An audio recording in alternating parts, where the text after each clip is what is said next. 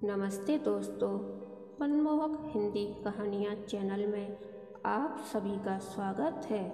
आज की हमारी कहानी है सच्चे मोती। शाम हो चली थी। घर के काम धाम निपटा कर रात के खाने की तैयारी करके सुमिता हाथ मुंह धोने चली गई।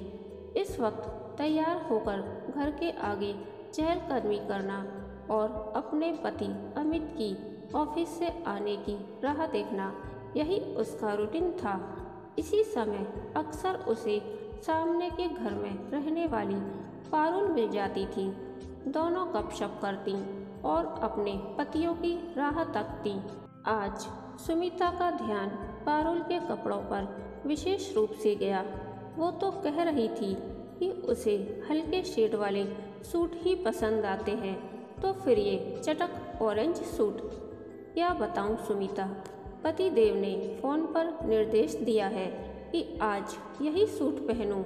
मुझे क्या पहनना है, कैसे तैयार होना है, इन बातों का बड़ा ध्यान रहता है ने। कहते हुए पारुल की आंखों में सहज ही तैराई शर्म की लाली, जैसे कह रही थी, बहुत प्यार जो करते हैं मुझसे। पारुल की यह बात सुमिता के दिल में कुछ हलचल सी मचा गई। 2 साल हो गए थे उनकी शादी को। उसका पति अमित बेहद अच्छा इंसान था। उसके और घर के प्रति अपनी तमाम जिम्मेदारियां बखूबी निभाता, लेकिन उनके बीच कहीं कुछ कमी सी महसूस होती थी उसे। वो क्या थी, ये तो वह खुद भी नहीं समझ पाई थी। कई बार ऐसा हुआ जब खास मौक़ों पर सुमिता सजती संवरती और परिचितों से कॉम्प्लीमेंट पाती, मगर एक स्त्री को तो असली संतुष्टि तभी मिलती है जब उसका पति उसकी सुंदरता की तारीफ करे। पर ऐसा कभी नहीं हुआ। अमित सुमिता को नज़र भर देखते, मुस्कुराते और सामान्य बने रहते। क्या हो जाता अगर इतना ही कह देते कि अच्छी लग रही हो, वो सोचती, लेकिन मन महसूस कर रह जाती। अमित के साथ रहते हुए सुमिता इतना तो जान ही गई थी कि अमित एक अनरोमांटिक उदासीन प्रकृति के व्यक्ति हैं, जो उससे प्रेम तो करते, मगर उस प्रेम का प्रदर्शन उनके बस की बात नहीं। सुमिता के हसीन रोमांटिक कल्पनाओं के पंख टूटकर यथार्थ के धरातल पर बिखर चुके थे और उसने इस स्थिति से समझौता भी कर लिया था। लेकिन जब कभी वह अपनी सहेलियों के साथ बैठ उन्हें उनके पतियों द्वारा मिलने वाले सरप्राइज गिफ्ट, फूलों के गुलदस्ते और रोमांटिक बातों के किस्से सुनती, तो उसके दिल में एक टीस उभर आती।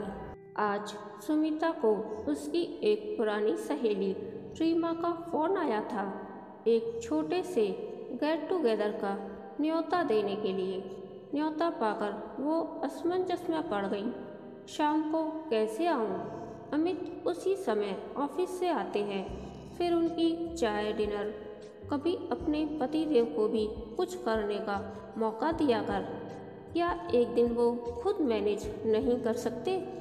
वो तो ठीक है, मगर कुछ नहीं, तेरे जैसी औरतों नहीं पतियों के दिमाग खराब किए हुए हैं, तभी वे हम बीवियों की वैल्यू नहीं समझते। खुद ऑफिस से कितना भी लेट आए, मगर बीवी जरा सी इधर उधर हुई नहीं कि त्योरियां चढ़ जाती हैं। पतियों को कभी कभी उनके कामों के साथ अकेला छोड़ देना चाहिए, तभी उन्हें हम बीवियों की कद्र समझ में आएगी। ओफो, लेक्चर मत दे। अच्छा, आऊँगी। रीमा का अंतिम वाक्य सुमिता को जच गया। उसने हामी भर ली और अमित को सूचित करने के लिए फ़ोन मिलाया। आज शाम को रीमा ने एक गेट टुगेदर में बुलाया है, सोचती हूँ चली जाऊँ। हाँ हाँ बिल्कुल, तुम चली जाना। जब आना हो मुझे फ़ोन कर देना, मैं तुम्हें पिकअप कर लूँगा। अमित की सहर्ष स्वीकृति पा सुमिता को कुछ निराशा हुई। उसने सोचा था अमित ना नुकर करेंगे और वो अपनी बात पर अड़ जाएगी। आखिर लड़कर जीती गई चीज का तो मजा ही कुछ और होता है, चाहे वो एक मामूली सी स्वीकृति ही क्यों न हो। खैर, वो बेमन से तैयार होकर चली गई। गेट टुगेदर में अपनी सभी पुरानी सहेलियों से मिलकर उसे बहुत अच्छा लगा। इतनों से तो वो सालों बाद मिल रही थी, गपशप हो रही थी, हंसी ठट्ठे चल रहे थे। एक रीमा ही है जो सभी पुरानी सहेलियों को किसी न किसी बहाने इकट्ठा कर लेती है। काश मैं भी ऐसा गेट टुगेदर कर पाती। मगर अमित को ये सब जरा भी पसंद नहीं था। सुमिता सोच रही थी, तभी उसे ध्यान आया कि वहाँ उपस्थित नीलू का जन्मदिन अभी पिछले हफ्ते ही था। बिलेटेड हैप्पी बर्थडे नीलू, कहो कैसी रही सालगिरह? सुमिता ने बधाई देते हुए पूछा। बहुत अच्छी।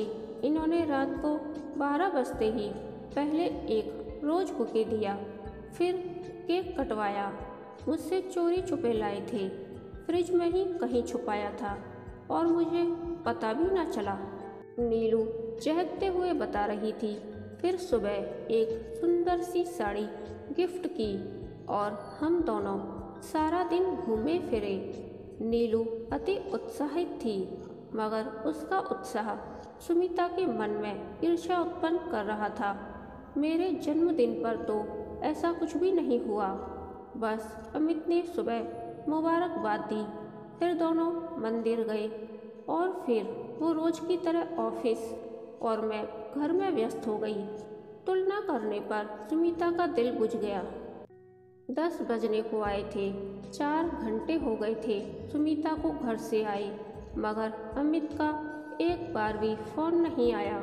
वो बार बार अपना मोबाइल चेक कर रही थी। डिनर का समय निकला जा रहा था। क्या अमित को अभी भी मेरी याद नहीं आई? सबके फ़ोन आ रहे हैं सिवाय मेरे। ज़्यादा देरी होती देख उसने खुद ही अमित को आने के लिए कह दिया।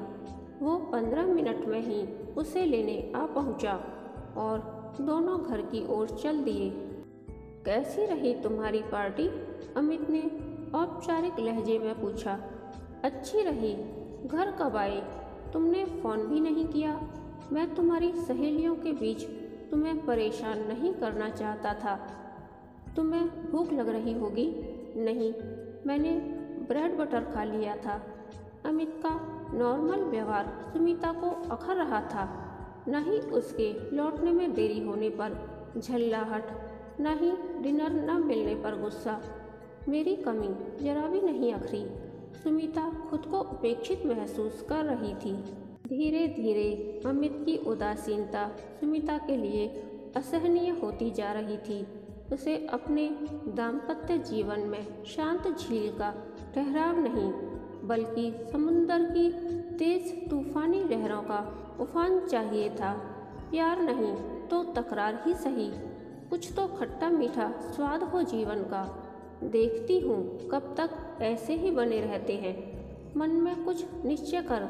सुमिता शांत झील में कंकड़ फेंक हलचल उत्पन्न करने की कोशिश करने लगी। आज खाना बनाने का मूड नहीं है। कोई बात नहीं, बाहर से मंगा लेंगे। आज मैं जल्दी सो जाऊंगी। तुम दूध खुद गर्म करके पी लेना। अच्छा, शाम को मैं अपनी एक सहेली के यहाँ जाऊंगी। तुम बाहर से ही डिनर करके घर आना। ठीक है। सुमिता अपनी भरसक कोशिशों पर संक्षिप्त सा उत्तर पा सिमट कर रह जाती। आज उसने दाल में जानबूझकर तेज नमक डाल दिया था, मगर अमित चुपचाप खाता जा रहा था। उसे यूं चुपचाप खाता देख सुमिता से रहा नहीं गया। दाल में नमक कुछ ज़्यादा नहीं है? कोई बात नहीं, हो जाता है कभी कभी। तुमने जानबूझकर तो नहीं डाला ना? सुमिता स्वयं को रोक ना सकी। इंसान है या पत्थर? बुदबुदाती हुई वो भीतर चली गई और उसकी रुलाई फूट पड़ी। अमित उसे ऐसे देख घबरा गया। क्या हुआ? कुछ नहीं, मम्मी पापा की बहुत याद आ रही है। मुझे उनसे मिलने जाना है। ठीक है, कब जाना चाहती हो? जितनी जल्दी हो सके कल ही। मैं कल की टिकट देखता हूँ और वापसी की भी। वापसी की टिकट मैं वहीं से करा लूँगी, तुम बस जाने की करा दो। अमित के लिए सुमिता का ये विचित्र व्यवहार एक पहेली था। शायद मम्मी पापा की बहुत याद आ रही है, ऐसा अनुमान लगा। उसने कुछ पूछताछ करना उचित नहीं समझा और उसकी इस बात से सुमिता और अधिक चिढ़ गई। एक बार भी नहीं पूछा कि क्या हुआ, क्यों जा रही हो। बस मुझे समझ आ गया कि मैं कहीं आऊँ या जाऊँ, जीऊँ या मरूँ, इन्हें कोई फर्क नहीं पड़ता। तो ठीक है, मैं भी भला क्यों परवाह करूँ। तब तक वापस नहीं आऊँगी जब तक खुद आकर 100 मिन्नतें नहीं करेंगी। रीमा सच ही कह रही थी। आगे पीछे घूम घूम कर जी हुजूरी कर मैंने ही इनकी आदत बिगाड़ दी है। मेरे पीछे अकेले रहकर 2 दिन में ही मेरी अहमियत पता चल जाएगी। और मन में अनकहा गुबार समेटे वो मायके चली गई। 3 सप्ताह बीत गए थे सुमिता को मायके आए। धीरे धीरे उसे अपने घर आंगन की याद सताने लगी। साथ ही मन एक गिलानी भी घर करने लगी थी। अपने पति को और अपने घर को अनदेखा करने की गिलानी। क्या खा पहन रहे होंगे, कैसे रह रहे होंगे, फ़ोन करते हैं, हालचाल पूछते हैं, मगर कभी भूलकर भी यह नहीं कहते कि कब आ रही हो, तुम्हारे बिना घर सूना हो गया है, जल्दी वापस आ जाओ। क्या इतना कहने भर से पुरुष की नाक नीची हो जाती है? क्या उसका अहम स्त्री के सामने छोटा हो जाता है? सुमिता जानती थी कि अमित उन मर्दों में से है जो पत्नी की गैर मौजूदगी में अपना और घर का ख्याल बखूबी रख सके। तो आखिरकार हार मानकर उसी ने घर लौटने का निश्चय किया और वो अमित को बिना कोई पूर्व सूचना दिए वापस लौट आई। घर आकर सुमिता हैरान रह गई। अमित बेहद कमज़ोर और बीमार दिखाई दे रहा था। उसे वायरल इन्फेक्शन ने जकड़ा हुआ था। अमित की ये हालत सुमिता से देखी नहीं गई। उसका दिल भर आया और वो रो पड़ी। क्या हाल बना लिया है आपने? एक बार बता नहीं सकते थे कि इतनी तबीयत खराब है? क्या मैं लौट नहीं आती?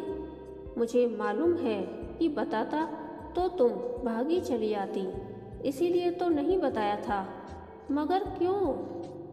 इतने महीनों बाद तुम कुछ दिनों के लिए अपने मायके मम्मी पापा के पास खुशी खुशी रहने गई थी। अपना हाल बताकर मैं तुम्हारी खुशियों में खलल नहीं डालना चाहता था। आखिर तुम उनकी बेटी हो, उनका भी तो हक बनता है तुम पर।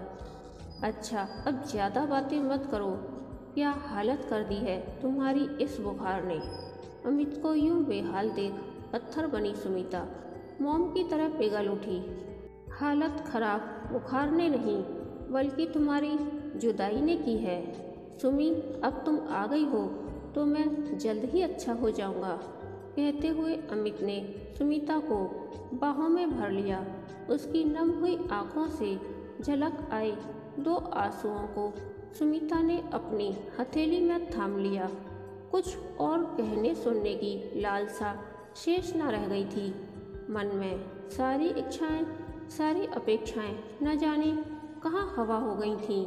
उसकी मुट्ठी में बंधे ये 2 सच्चे मोती ही अमित के प्रेम की सर्वोच्च प्रस्तुति थे, जो उसके 7 जन्मों के लिए काफ़ी थे।